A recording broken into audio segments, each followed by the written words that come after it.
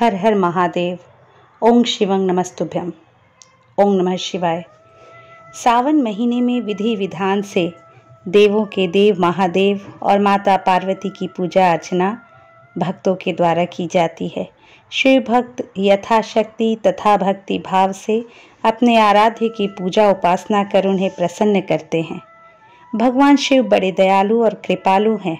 उनकी कृपा से भक्तों की सभी मनोकामनाएं यथाशीघ्र पूर्ण हो जाती है। दोस्तों, इस पवित्र महीने में शिव महापुराण को पढ़ने या सुनने से भगवान भोलेनाथ की विशेष कृपा प्राप्त होती है। आप श्री शिव महापुराण के रुद्र संहिता के कुमार खंड का श्रवण कर रहे हैं। श्री गणेशाय नमः। ओम नमः शिवाय। ब्रह्मा जी बोले, नारद, जब भगवान शिव ने इस प्रकार अपने गणों को आज्ञा दी कि वे द्वार पर खड़े उस गण को किसी भी प्रकार से हटा दें, तब शिवगण निर्भय होकर पुनः महल के द्वार पर आ खड़े हुए। उन्हें देखकर गणेश जी हंसने लगे और बोले कि तुम फिर से आ गए। तुम्हें मैंने अभी समझाया था कि मैं यहाँ से हटने वाला नहीं हूँ। मेरी माता पार्वती ने मुझे इसलिए ही उत्पन्न किया है ताकि मैं उनकी हर आज्ञा का पालन कर सकूं। मेरे लिए उनकी आज्ञा ही सर्वश्रेष्ठ है। उनकी अवज्ञा मेरे वश में नहीं है। तुम ऐसे ही बार बार मुझे परेशान करने के लिए यहाँ आ रहे हो। तब शिवगण बोले, अरे मूर्ख, अब की बार हम तुमसे विनम्रता से कहने नहीं आए हैं, क्योंकि लातों के भूत बातों से नहीं मानते। अब हम तुम्हें तुम्हारी धृष्टता के लिए दंड देने आए हैं। यह कहकर सभी शिवगण, जो कि विभिन्न प्रकार के आयुधों से विभूषित थे, गणेश पर टूट पड़े। गणेश और शिवगणों में बहुत भयानक युद्ध होने लगा, परंतु गणेश के साहस और पराक्रम को देखकर सभी शिवगणों के होश उड़ गए।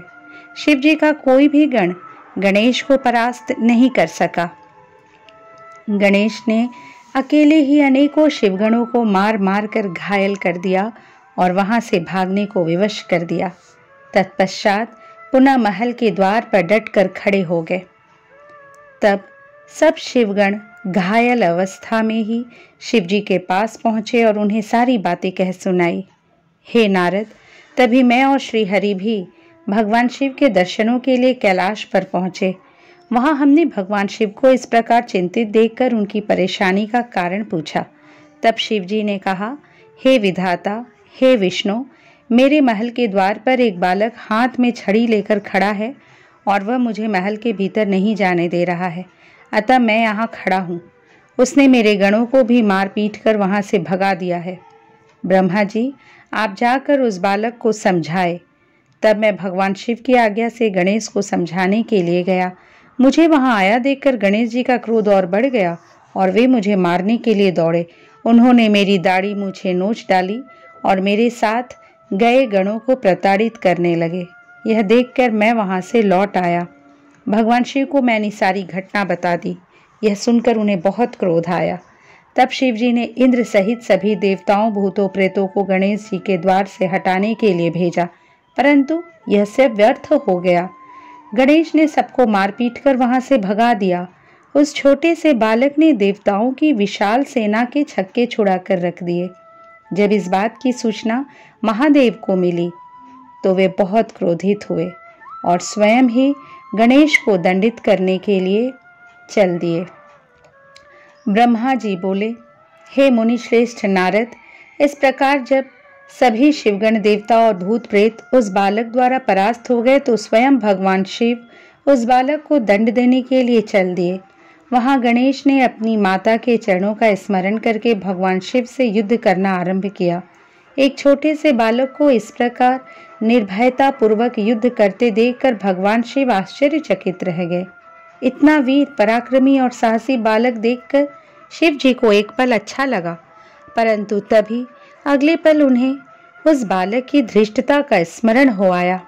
उस बालक ने उनके प्रिय भक्तों और गणों सहित देवराज इंद्र व मुझे भी प्रताड़ित किया था। भगवान शिव क्रोध के वशीभूत होकर गणेश से युद्ध करने लगे। उन्होंने अपने हाथ में धनुष उठा लिया। भगवान शिव को इस प्रकार अपने निकट आते देखकर गणेश ने अपनी माता पार्वती का स्मरण करके भगवान शिव पर अपनी शक्ति से प्रहार कर दिया। गणेश के प्रहार से शिवजी के हाथ का धनुष टूटकर गिर गया। तब उन्होंने पिनाक उठा लिया, परंतु गणेश ने उसे भी गिरा दिया। यह देखकर शिवजी का क्रोध 7वें आसमान पर पहुंच गया। उन्होंने त्रिशूल उठा लिया। अब तो गणेश और त्रिलोकीनाथ भगवान शिव के बीच अत्यंत भयानक युद्ध छिड़ गया। भगवान शिव तो सर्वेश्वर हैं, सब देवताओं में श्रेष्ठ और लीलाधारी हैं। उनकी माया को समझ पाना हर किसी के वश की बात नहीं है। वे महान वीर और पराक्रमी हैं। उनकी शक्ति को ललकारना स्वयं अपनी मृत्यु को बुलावा देने जैसा है। परंतु गणेश भी यह न समझ सके। अपनी माता का आशीर्वाद पाकर गणेश ने अपने को अजेय जानकर पूरे पराक्रम से युद्ध किया। दोनों में भीषण युद्ध चलता रहा। सभी देवताओं और शिवगणों के साथ मैं भी उनका वह युद्ध विस्मित होकर देखता रहा।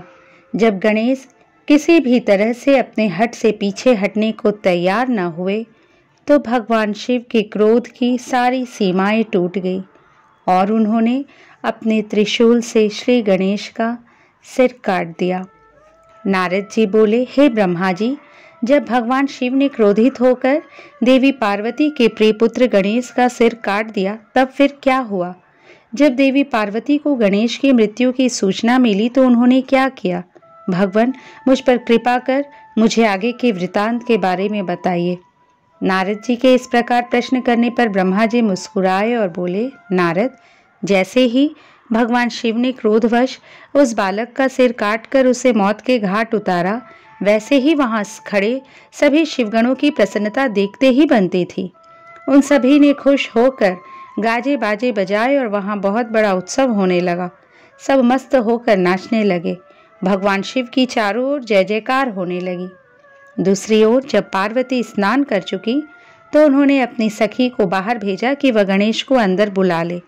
और जब वह बाहर गई तो उसने वहां का जो हाल देखा उसे देखकर भयभीत हो गई। गणेश का सिर कटा हुआ अलग पड़ा था और धड़ अलग। सब देवता और शिवगण प्रसन्न होकर नृत्य कर रहे थे।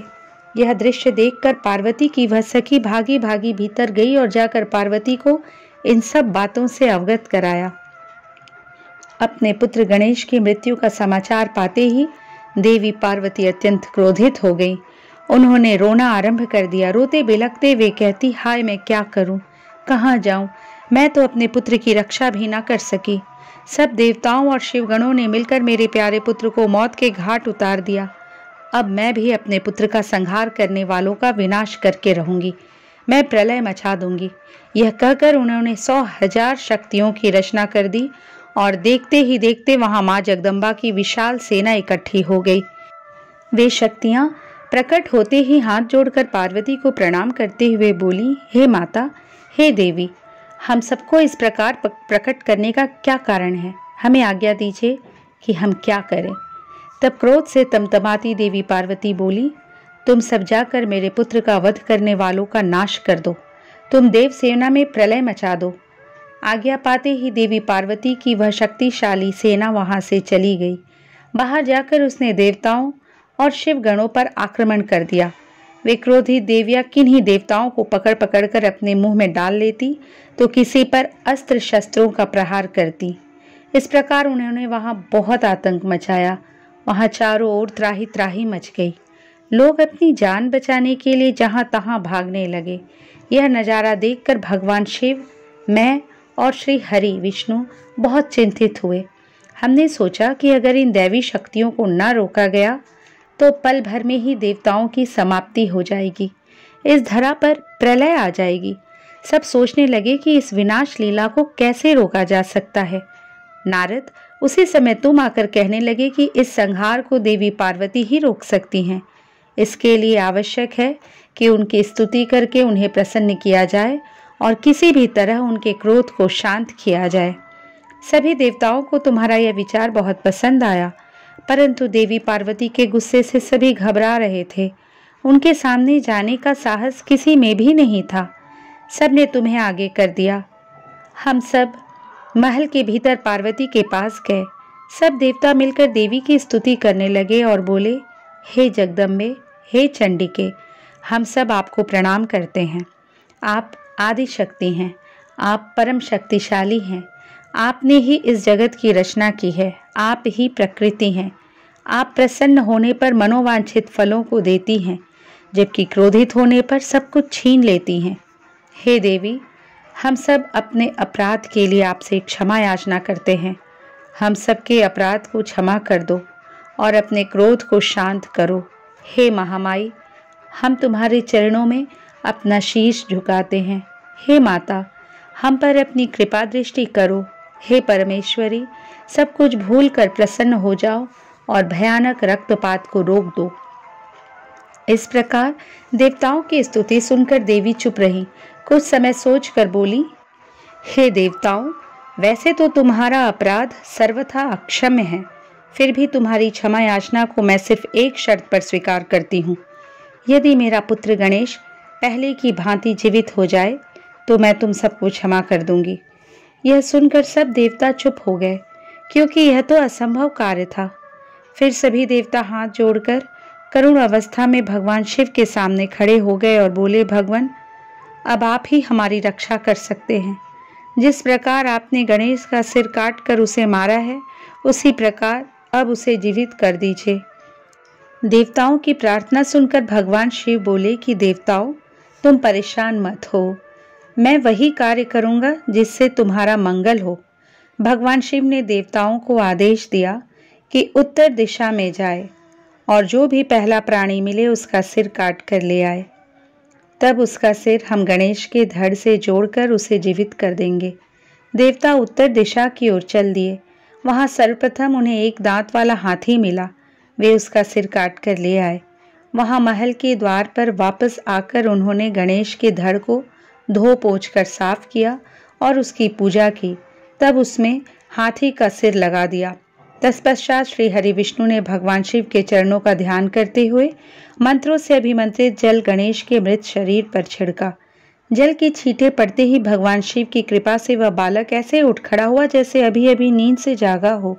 वह बालक अब हाथी का मुख लग जाने से गजमुखी हो गया था, परंतु फिर भी बहुत सुंदर और दिव्य लग रहा था। रक्त वर्ण का वह बालक अद्भुत शोभा से आलोकित हो रहा था। जब भगवान शिव की कृपा से पार्वती पुत्र गणेश जीवित हो गया तो सभी देवता और शिवगण अत्यंत प्रसन्न होकर नृत्य करने लगे। उनका सारा दुख पल भर में ही दूर हो गया। देवी पार्वती अपने प्रिय पुत्र गणेश को जीवित देखकर बहुत प्रसन्न हुई। उनका क्रोध भी शांत हो गया था। नारद जी बोले, हे विधाता, जब भगवान शिव की कृपा से पार्वती पुत्र गणेश पुनः जीवित हो गए तब वहां क्या हुआ? जीवित होकर उन्होंने क्या कहा? नारद जी का यह प्रश्न सुनकर ब्रह्मा जी बोले, हे नारद, जब श्री हरि विष्णु ने हाथी का मस्तक गणेश के धड़ से जोड़कर उसे जीवित कर दिया तब यह देखकर देवी पार्वती बहुत प्रसन्न हुई। उन्होंने गणेश को बाहों में भरकर गले से लगा लिया और उसे चूमने लगी। फिर उन्होंने गणेश को सुंदर व मनोहर वस्त्रों एवं रत्न जड़ित आभूषणों से सजाया। अनेक सिद्धियों एवं मंत्रों से विधि पूर्वक अपने पुत्र का पूजन करने के बाद कल्याणमयी पार्वती ने गणेश के सिर पर हाथ रखकर वरदान देते हुए कहा, ए मेरे प्यारे पुत्र गणेश, तुझे तेरी माता की आज्ञा से बहुत कष्ट सहना पड़ा, परंतु आज के बाद तुझे कभी भी किसी भी प्रकार का कोई कष्ट नहीं होगा। सभी देवता तुझे पूजेंगे। पुत्र, तुम्हारे मस्तक पर सिंदूरी रंग की आभा है, इसलिए तुम्हारा पूजन सदैव सिंदूर से किया जाएगा। जो भी सिद्धियों और अभिष्ट फलों को प्राप्त करने के लिए तुम्हारा पूजन सिंदूर से करेगा, उसके काम में आने वाली सभी बाधाएं और विघ्न दूर हो जाएंगे। इस प्रकार जब देवी पार्वती ने गणेश पर अपने आशीर्वादों की कृपा की तब भगवान शिव भी प्रसन्नतापूर्वक गणेश के सिर पर हाथ फेरने लगे। माता पार्वती ने प्रसन्नतापूर्वक पहले भगवान शिव को देखा, फिर श्री गणेश को संबोधित करते हुए बोली, पुत्र, ये ही तुम्हारे पिता भगवान शिव हैं। तब गणेश जी तुरंत उठ खड़े हुए और भगवान शिव के चरणों पर गिरकर अपने अपराध की क्षमा मांगने लगे। गणेश ने कहा, हे पिताजी, मैं अज्ञानतावश आपको पहचान नहीं सका, इसी कारण मैंने आपको घर के भीतर नहीं जाने दिया था। हे प्रभु, आप मेरी इस मूर्खता को कृपा करके क्षमा कर दें। अपने पुत्र गणेश को इस प्रकार क्षमा याचना करते देखकर भगवान शिव ने प्रसन्नतापूर्वक उन्हें क्षमा कर दिया। तब मैं, विष्णु जी और शिव जी त्रिदेवों ने कहा, जिस प्रकार इस संसार में हम तीनों देवों की पूजा होती है, उसी प्रकार गणेश भी सभी के द्वारा पूज्य होंगे। किसी भी मांगलिक कार्य में सर्वप्रथम गणेश का पूजन किया जाएगा, तत्पश्चात हम सबका। यदि ऐसा न किया गया तो पूजा सफल नहीं मानी जाएगी तथा पूजा का फल भी नहीं मिलेगा। तब शिव जी ने सभी मांगलिक पूजन वस्तुएं मंगाकर गणेश का पूजन किया। उसके बाद मैंने, विष्णु जी, पार्वती और अन्य देवताओं ने भी उनकी विधि विधान से पूजा की। उसके उपरांत सभी देवताओं ने उन्हें यथा योग्य वरदान प्रदान किए। उसी दिन से गणेश जी को अग्र पूजा का आशीर्वाद मिला। ब्रह्मा जी बोले, हे मुनि श्रेष्ठ नारद, इस प्रकार गणेश जी के जीवित होने पर सब और आनंद छा गया। सभी बहुत प्रसन्न थे। सभी देवता उन्हें विभिन्न प्रकार के वरदान प्रदान कर रहे थे। तब ईश्वरों के ईश्वर महादेव जी भी गणेश पर अपनी विशेष कृपा दृष्टि बनाकर बोले, हे गिरिजानंदन, तुम मेरे दूसरे पुत्र हो। तुम्हें न पहचानने के कारण तुम्हारा यहाँ अपमान हुआ है, इसलिए मेरे भक्तों ने तुम पर आक्रमण किया, परंतु आज से कोई भी तुम्हारा विरोध नहीं करेगा। तुम सभी के पूजनीय और वंदनीय होगे। तुम साक्षात जगदम्बा के तेज से उत्पन्न होने के कारण परम तेजस्वी और पराक्रमी हो। तुम्हारी वीरता और साहस का लोहा इस संसार में हर प्राणी मानेगा। आज से तुम मेरे सभी शिवगणों के अध्यक्ष होगे। ये सभी तुम्हारे आदेशों का ही पालन करेंगे। आज से तुम गणपति नाम से भी जाने जाओगे। यह कहकर सर्वेश्वर भगवान शिव 2 पल के लिए मौन हुए। फिर बोले, हे गणपति, तुम्हारा जन्म भाद्रपद मास के कृष्ण पक्ष की चतुर्थी तिथि को देवी पार्वती के निर्मल हृदय से चंद्रमा के उदय के समय हुआ है। इसलिए आज से इस दिन जो भी तुम्हारी भक्ति भावना से तुम्हारा स्मरण करके व्रत करेगा, उसे समस्त सुखों की प्राप्ति होगी। मार्गशीर्ष मास के कृष्ण पक्ष की चतुर्थी के दिन सुबह स्नान करके व्रत रखें। धातु, मूंगे या मिट्टी की मूर्ति बनाकर उसकी प्रतिष्ठा करें। तत्पश्चात मूर्ति की दिव्य गंधों, चंदन एवं सुगंधित फूलों से पूजा करें। रात्रि में 12 अंगुल लंबी 3 गांठ वाली 101 दुर्वाओं से पूजन करना चाहिए। उसके बाद धूप, दीप, नैवेद्य, तांबुल, अर्घ्य देकर गणेश जी की पूजा करें। बाद में बाल चंद्रमा का पूजन करें। फिर ब्राह्मणों को उत्तम भोजन कराए, स्वयं बिना नमक का ही खाना खाए। इस प्रकार इस उत्तम गणेश चतुर्थी का व्रत करें। जब व्रत करते करते 1 वर्ष पूरा हो जाए, तब भक्ति भावना से इस व्रत का उद्यापन करना चाहिए। उद्यापन में 12 ब्राह्मणों को भोजन कराएं। व्रत का उद्यापन करते समय पहले से स्थापित कलश के ऊपर गणेश की मूर्ति रखें। वेदी तैयार कर उस पर अष्टदल कमल बनाकर हवन करे। तत्पश्चात मूर्ति के सामने 2 स्त्रियों व 2 बालकों को बिठाकर उनकी विधि विधान से पूजा करे। फिर उन्हें आदरपूर्वक भोजन कराए। पूरी रात उनका भक्तिभाव से जागरण करे। सुबह होने पर गणेश जी का पुनः पूजन करे। पूजन करने के पश्चात उनका विसर्जन कर दे। फिर बालकों से उनका आशीर्वाद लेकर उनसे स्वस्ति वाचन कराएं और व्रत को पूर्ण करने हेतु श्री गणेश को पुष्प अर्पित करें। तत्पश्चात भक्ति भाव से दोनों हाथ जोड़कर उन्हें नमस्कार करें। हे गणेश, इस प्रकार जो श्रद्धापूर्वक उत्तम भक्ति भाव के साथ तुम्हारी शरण में आएगा और तुम्हें रोज पूजेगा, उसके सभी कार्य सफल हो जाएंगे तथा उसे सभी अभीष्ट फलों की प्राप्ति होगी। गणेश का पूजन सच्चे मन से सिंदूर, चंदन, चावल और केतकी के फूलों से करने वाले के सभी विघ्नों और क्लेशों का नाश हो जाएगा। उस मनुष्य के अभीष्ट कार्य अवश्य ही सिद्ध होंगे। यह गणेश चतुर्थी व्रत सभी स्त्री एवं पुरुषों के लिए श्रेष्ठ है। विशेषतः जो मनुष्य अभ्युदय की इच्छा रखते हैं, उन्हें उत्तम भक्ति भावना से इस व्रत को अवश्य करना चाहिए, क्योंकि गणेश चतुर्थी का व्रत करने वाले मनुष्य की सभी इच्छाएं और कामनाएं पूरी होती हैं। इसलिए सभी मनुष्यों को इस श्रेष्ठ व्रत को पूरा करना चाहिए तथा सदैव तुम्हारी भक्ति भाव से आराधना करनी चाहिए। इस प्रकार त्रिलोकीनाथ भगवान शिव ने अपने पुत्र गणेश को सभी मनुष्यों तथा देवताओं द्वारा पूजित होने का उत्तम आशीर्वाद प्रदान किया। सभी देवता और ऋषि मुनि भगवान शिव के वचन सुनकर बहुत प्रसन्न हुए। उनके आनंद की कोई सीमा न रही। वे सभी भक्ति रस में डूबकर शिव पार्वती पुत्र गणपति की आराधना करने लगे। यह देखकर देवी पार्वती की खुशी की कोई सीमा न रही। वे देवताओं को अपने पुत्र गणेश का पूजन करते देख मन ही मन भगवान शिव के चरणों का ध्यान करते हुए उनका धन्यवाद करने लगी। उनका सारा क्रोध पल भर में ही शांत हो गया था। उस समय सभी दिशाओं में सुमधुर दुधुम्बियां बजने लगी। अप्सराएं सहर्ष नृत्य करने लगी। सुंदर मंगल गान होने लगे तथा श्री गणेश जी पर आकाश से फूलों की वर्षा होने लगी। अपने पुत्र को गणाधीश बनाए जाने पर माता पार्वती फूली नहीं समा रही थी। उस समय चारों ओर उत्सव होने लगा। तत्पश्चात उस समय वहां उपस्थित समस्त देवता और ऋषि मुनि उस स्थान के निकट गए जहां भगवान शिव और देवी पार्वती अपने पुत्र गणेश के साथ विराजमान थे। देवताओं और ऋषियों ने भक्ति भावना से उन्हें नमस्कार किया और उनकी स्तुति करने लगे। फिर शिव जी से विदा लेकर सब अपने अपने धामों को चले गए। फिर मैं और श्री हरि भी उनसे विदा लेकर अपने लोकों को लौट गए। जो मनुष्य शुद्ध हृदय से सावधान होकर इस परम मंगलकारी कथा को सुनता है वह सभी मंगलों का भागीदार हो जाता है।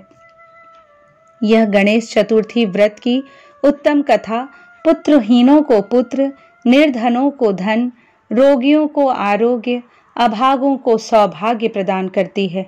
जिस स्त्री का पति उसे छोड़कर चला गया हो, गणेश की आराधना के प्रभाव से पुनः उसके पास लौट आता है। दुखों और शोकों में डूबा मनुष्य इस उत्तम कथा को सुनकर शोक रहित होकर सुखी हो जाता है। जिस मनुष्य के घर में श्री गणेश की महिमा का वर्णन करने वाले उत्तम ग्रंथ रहते हैं, उस घर में सदा मंगल होता है। श्री गणेश की कृपा अपने भक्तों पर सदा रहती है और वे अपने भक्तों के कार्य में आने वाले सभी विघ्नों का विनाश कर उनकी सभी मनोकामनाओं को पूरा करते हैं। नारद जी ने पूछा, हे विधाता, आपने मुझे श्री गणेश के जन्म एवं उनके अद्भुत पराक्रम और साहस के साथ माता पार्वती के द्वार की रक्षा करने का उत्तम वृतांत सुनाया। अब मुझे यह बताइए कि जब भगवान शिव ने गणेश को पुनर्जीवित करके अनेक आशीर्वाद प्रदान किए तब उसके पश्चात वहां क्या हुआ? ब्रह्मा जी बोले, हे मुनि श्रेष्ठ नारद, तत्पश्चात भगवान शिव अपने दोनों पुत्रों गणेश और कार्तिकेय के साथ आनंद पूर्वक अपने निवास कैलाश पर्वत पर रहने लगे। शिव पार्वती अपने पुत्रों गणेश और कार्तिकेय की बाल लीलाओं को देखकर बहुत प्रसन्न होते और बहुत लाड़ प्यार करते। वे दोनों अपने माता पिता की भक्ति भावना से पूजा अर्चना करते थे, जिससे शिव पार्वती बहुत प्रसन्न होते। धीरे धीरे ऐसी ही लीलाओं के बीच समय बीतता गया और गणेश व कार्तिकेय युवा हो गए। तब एक दिन शिव पार्वती साथ साथ बैठे हुए आपस में बातचीत कर रहे थे। देवी पार्वती ने भगवान शिव से कहा कि प्रभु, हमारे दोनों ही पुत्र विवाह के योग्य हो गए हैं, अतः हमें अब दोनों पुत्रों का विवाह कर देना चाहिए। तब दोनों ये विचार करने लगे कि पहले गणेश का विवाह किया जाए या कार्तिकेय का। जब माता पिता ने अपनी इच्छा पुत्रों को बताई तो उनके मन में भी विवाह की इच्छा जाग उठी। दोनों पुत्र विवाह के लिए सहर्ष तैयार हो गए। तब भगवान शिव अपने पुत्रों से बोले, हे पुत्रों, तुम दोनों ही हमारे लिए प्रिय हो, परंतु हम इस असमंजस में हैं कि तुम दोनों में से पहले किसका विवाह किया जाए। इसलिए हमने एक युक्ति निकाली है। तुम दोनों में से जो भी पृथ्वी की परिक्रमा करके पहले लौट आएगा उसका विवाह पहले किया जाएगा। अपने पिता के ये वचन सुनकर कुमार कार्तिकेय तुरंत अपने वाहन पर सवार होकर यथाशीघ्र पृथ्वी की परिक्रमा करने हेतु माता पिता की आज्ञा लेकर निकल पड़े। परंतु श्री गणेश वहीं यथावत खड़े होकर कुछ सोचने लगे। तत्पश्चात उन्होंने घर के अंदर जाकर स्नान किया और पुनः माता पिता के पास आए और बोले, आप दोनों मेरे द्वारा लगाए गए इन आसनों को ग्रहण कीजिए, मैं आप दोनों की परिक्रमा करना चाहता हूँ। तब भगवान शिव और देवी पार्वती ने हर्षपूर्वक आसन ग्रहण कर लिया। शिव पार्वती के आसन पर बैठ जाने के पश्चात गणेश ने उन्हें हाथ जोड़कर बारंबार प्रणाम किया और उनकी विधि विधान से पूजा अर्चना की। पूजा करने के बाद उन्होंने भक्ति भाव से उनकी 7 बार परिक्रमा की। माता पिता की 7 बार परिक्रमा करने के पश्चात गणेश हाथ जोड़कर प्रभु के सामने खड़े हो गए और उनकी स्तुति करते हुए बोले, आपकी आज्ञा को मैंने पूर्ण किया। अब आप यथाशीघ्र मेरा विवाह संपन्न कराए। यह सुनकर शिव पार्वती ने गणेश से पृथ्वी की परिक्रमा कर आने के लिए कहा। उन्होंने कहा कि जिस प्रकार कार्तिकेय पृथ्वी की परिक्रमा करने गए हैं, तुम भी जाओ और उनसे पहले लौट आओ, तभी तुम्हारा विवाह पहले हो सकता है। शिव शिवा के ये वचन सुनकर गणेश बोले, आप दोनों तो महाबुद्धिमान हैं। आपके ज्ञान की कोई सीमा नहीं है। आप धर्म और शास्त्रों में पारंगत हैं। मैं तो आपकी आज्ञा के अनुरूप पृथ्वी की परिक्रमा एक बार नहीं बल्कि 7 बार कर आया हूँ। यह सुनकर शिव पार्वती बड़े आश्चर्यचकित होकर बोले कि हे पुत्र, तुम इतनी विशाल 7 द्वीप वाली समुद्र पर्वत और काननों से युक्त पृथ्वी की परिक्रमा कब कर आए? तुम तो यहाँ से कहीं गए भी नहीं। भगवान शिव और देवी पार्वती के इस प्रकार किए गए प्रश्न को सुनकर बुद्धिमान गणेश जी बोले, मैंने आप दोनों की पूजा करके आपकी 7 बार परिक्रमा कर ली है। इस प्रकार मेरे द्वारा पृथ्वी की परिक्रमा पूरी हो गई। वेदों में इस बात का वर्णन है कि अपने माता पिता की श्रद्धा भाव से पूजा करने के पश्चात उनकी परिक्रमा करने से पृथ्वी की परिक्रमा का पुण्य प्राप्त हो जाता है। माता पिता के चरणों की धूल ही पुत्र के लिए महान तीर्थ है। वेद शास्त्र इसको प्रमाणित करते हैं।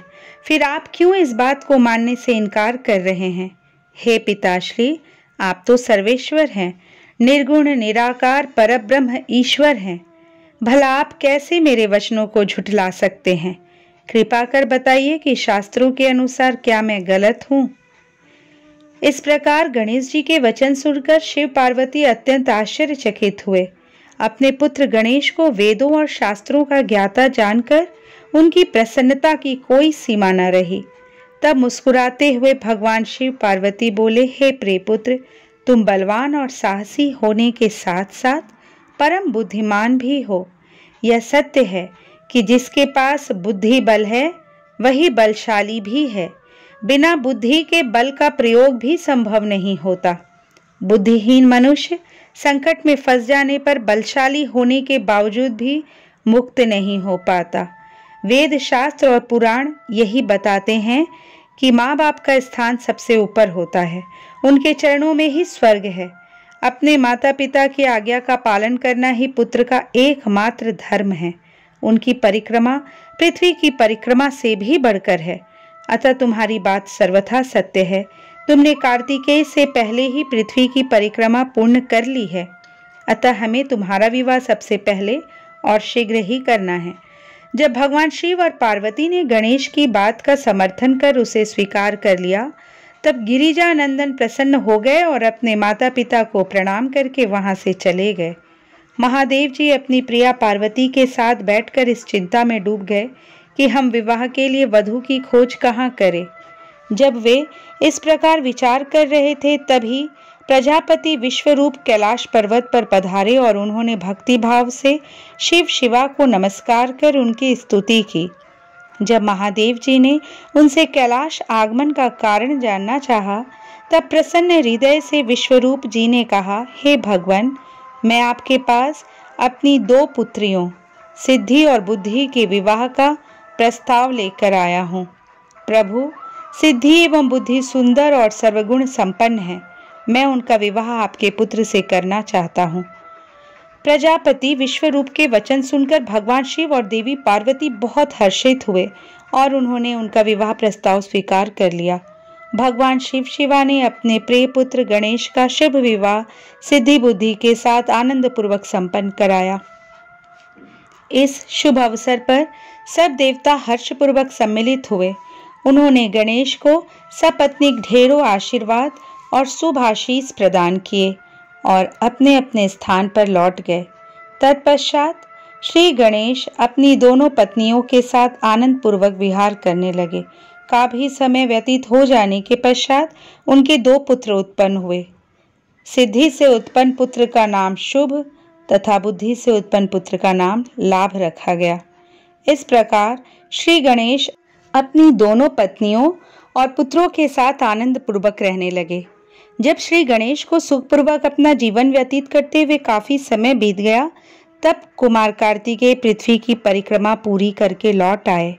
वे घर पहुंचने ही वाले थे कि रास्ते में ही उनकी भेंट नारद तुमसे हो गई। तब तुमने कार्तिकेय से कहा कि तुम्हारे माता पिता ने तुमसे सौतेला व्यवहार किया है। तुम्हें पृथ्वी की परिक्रमा पर भेजकर तुम्हारे भाई गणेश का 2 सुंदर कन्याओं से विवाह कर दिया है। अब तो उनके 2 पुत्र भी हो चुके हैं और वे आनंद पूर्वक अपना जीवन सुख से बिता रहे हैं। यह तुम्हारे माता पिता ने अच्छा नहीं किया है। नारद, तुम्हारी ऐसी बातें सुनकर कार्तिकेय क्रोध में भर गए। वे अत्यंत व्याकुल होकर अतिशीघ्र घर पहुंचे। क्रोध के कारण उनका मुख लाल हो गया था। कैलाश पर्वत पर पहुंचकर उन्होंने अपने माता पिता को हाथ जोड़कर प्रणाम किया। तत्पश्चात उन्होंने अपने माता पिता से इस विषय पर अपनी नाराजगी प्रकट की। कार्तिकेय ने कहा कि आप दोनों ने अपने ही पुत्र को धोखे से यहाँ से भगा दिया और अपने प्रिय पुत्र गणेश का चुपचाप विवाह रचा दिया। आप दोनों ने मेरे साथ सौतेले पुत्र जैसा व्यवहार किया है। यदि आप गणेश का ही विवाह पहले करना चाहते थे तो मुझसे एक बार कहते, मैं स्वयं अपने भाई गणेश का विवाह उत्साह पूर्वक आनंद के साथ कराता, परंतु आपने छल कपट का सहारा लिया। आप सिर्फ एक पुत्र से ही प्यार करते हैं। मेरे होने ना होने पर आपको कोई फर्क ही नहीं पड़ता। अतः मैं यहाँ से हमेशा हमेशा के लिए जा रहा हूँ। अब मैं क्रौंच पर्वत पर जाकर सदैव तपस्या करूँगा। यह कहकर कुमार कार्तिकेय वहां से चले गए। भगवान शिव और पार्वती ने उन्हें समझाना चाहा, पर उन्होंने उनकी बात अनसुनी कर दी। नारद उस दिन से स्वामी कार्तिकेय कुमार नाम से प्रसिद्ध हो गए। तब से इन तीनों लोकों में उनका नाम कुमार कार्तिकेय विख्यात हो गया। कार्तिकेय का नाम पापहारी, शुभकारी, पुण्यमयी एवं ब्रह्मचर्य की शक्ति प्रदान करने वाला है। कार्तिक पूर्णिमा के दिन कृति नक्षत्र में जो भी मनुष्य स्वामी कार्तिकेय के दर्शन अथवा पूजन करता है, उसके सभी पाप नष्ट हो जाते हैं और उसे मनोवांछित फलों की प्राप्ति होती है। सभी देवता और ऋषिगण भी इस दिन कार्तिकेय के दर्शनों को जाते हैं। उधर कुमार कार्तिकेय के इस प्रकार नाराज होकर चले जाने के कारण उनकी माता पार्वती बहुत दुखी थी। वे शिवजी को साथ लेकर क्रौंच पर्वत पर गई। उन्हें देखकर कार्तिकेय पहले ही वहां से चले गए। तब भगवान शिव उस उत्तम स्थान पर जहां उनके पुत्र कार्तिकेय ने तप किया था, मल्लिकार्जुन नामक ज्योतिर्लिंग के रूप में स्थापित हो गए और आज भी देवी पार्वती के साथ विराजमान हैं। उस दिन से शिव शिवा दोनों अपने पुत्र कार्तिकेय को ढूंढने के लिए अमावस्या को शिव और पूर्णिमा के दिन पार्वती जी क्रौंच पर्वत पर जाते हैं। नारद, मैंने तुम्हें समस्त पापों का नाश करने वाले श्री गणेश और कार्तिकेय के चरित्र को सुनाया है। जो भी मनुष्य भक्ति भाव से इसे पढ़ता, सुनता अथवा सुनाता है, उसके सभी मनोरथ पूर्ण होते हैं। यह कथा पापनाशक, सुख देने वाली, मोक्ष दिलाने वाली एवं कल्याणकारी है। इसलिए निष्काम भक्तों को इसको अवश्य सुनना और पढ़ना चाहिए। श्री रुद्र संहिता कुमारखंड संपूर्ण।